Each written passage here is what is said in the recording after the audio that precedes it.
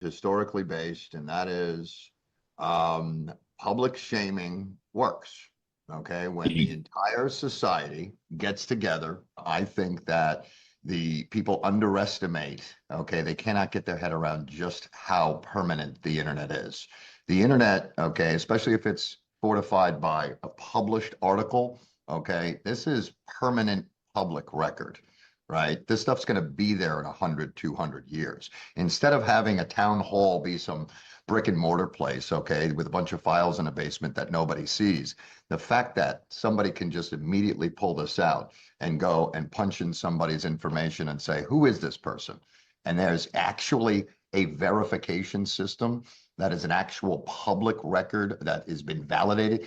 Okay, and this is where our blockchain thesis comes in there too. Why has Bitcoin become this mind-bending, technology that's going to change the world to the people that really understand it? It is because it is a truth verification system.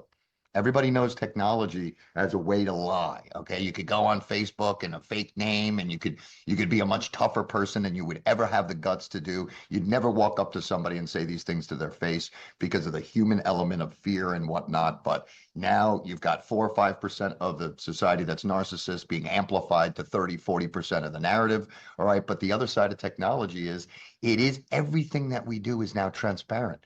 All right, 95% of my divorce happened over text message and email, right? This stuff can be analyzed. It can be, this data can be analyzed. And just how blockchain works is, blockchain is, I'm selling you 1,000 of Bitcoin, right? And we're saying this happened right here and now at 5:51, I'm in New York.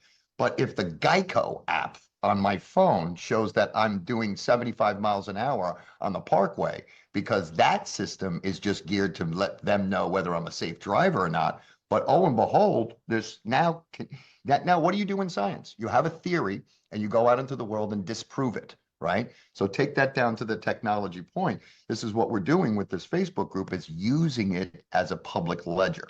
So we're stuck at the point of verifying all these victims because people want to come in and fight, and they want to change our plan, and they don't want to listen, they don't want to, they can't wrap their head around it, and all of this stuff. But once we actually get through our steps, through our red flag systems, to actually get this, use the polling feature right out in front of them, right? So they can't say that this is not happening. They can't pretend we don't exist. And now we're asking questions like, what percentage of people out there have been arrested, okay, through the divorce process, that never had a run-in, never had a police record before?